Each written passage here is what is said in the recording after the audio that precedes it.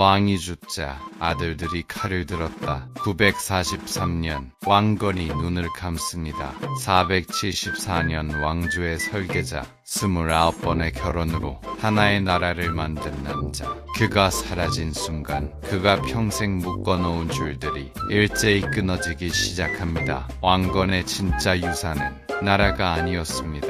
그가 남긴 건 왕위를 원하는 수십 명의 아들들이었습니다. 29명의 왕비, 그녀들이 낳은 왕자, 25명, 왕위는 하나.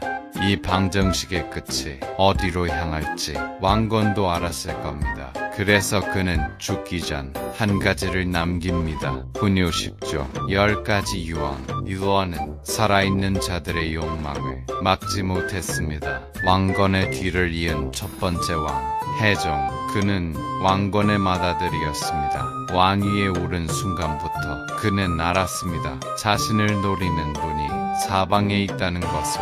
외척들은 이미 움직이고 있었습니다. 왕두, 해종의 장인이자 고려 최고 권력자 중 한 명. 그는 자신의 외손자를 다음 왕으로 만들려 했습니다. 방법은 단순했습니다. 지금의 왕을 없애는 것. 해종은 매일 밤 잠을 이루지 못했다고 기록은 전합니다. 침소를 자주 바꿨습니다. 음식을 먼저 신하에게 먹게 했습니다. 왕이 두려워하고 있었습니다. 자신의 궁궐 안에서 945년 해종은 즉위 2년 만에 병으로 세상을 떠납니다. 향년 34세. 죽음의 원인은 지금도 명확하지 않습니다. 해종이 죽자 왕규가 움직입니다. 그는 당시 세 번째 왕 정종에게 자객을 보냅니다. 한 번 실패합니다. 두 번 또 실패합니다. 하지만 정종은 이미 알고 있었습니다. 왕규가 무엇을 원하는지. 945년 정종은 선수를 칩니다. 왕규와 그의 일파 300명 점원 처형.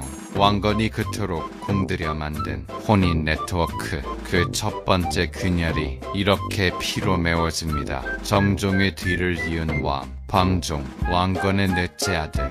그는 처음 7년 동안 아무것도 하지 않았습니다. 외척의 눈치를 봤습니다. 호족들에게 고개를 숙였습니다.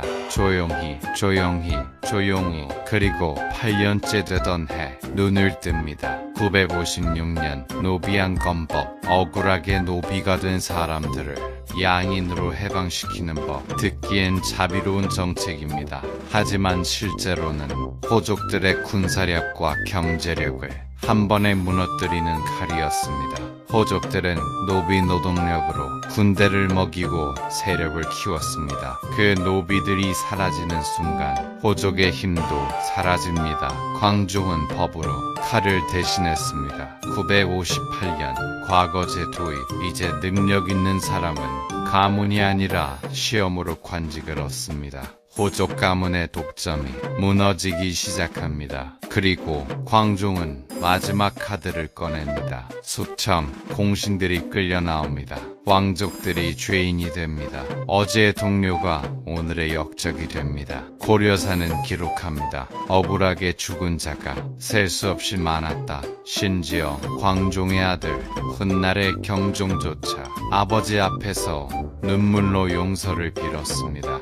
신하들을 살려달라고 광종은 들어주지 않았습니다. 하지만 잠깐, 광종은 정말 냉혹한 폭군이었을까요? 기록을 다시 봅니다. 그는 즉위 초 호족들에게 7년간 철저히 눌려 살았습니다. 왕이면서도 왕이 아니었던 시간. 그 7년 동안 그는 무엇을 느꼈을까요? 두려움이었을까요? 분노였을까요? 아니면 내가 살아남으려면 먼저 움직여야 한다 는 차가운 각오였을까요? 역사는 그를 냉혹하다고 기록합니다. 하지만 그를 그렇게 만든 건 왕건이 남긴 29명의 왕비였는지도 모릅니다. 또 아이러니가 있습니다. 왕건은 칼 대신 혼인을 선택했습니다. 전쟁 대신 관계를 선택했습니다. 그 선택이 고려를 살렸습니다. 그런데 그 선택이 고려의 왕들을 평생 두려움 속에 살게 만들었습니다. 해종은 자신의 침소에서 떨었고 광종은 아들 앞에서 숙청을 멈추지 않았습니다.